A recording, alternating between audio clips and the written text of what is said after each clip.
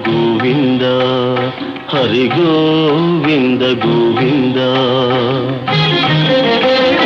ఉత్పాతములు ఎన్నో ఉత్పత్తిల్లేను తోక చుక్కలు ఎన్నో పుట్టుకొచ్చేను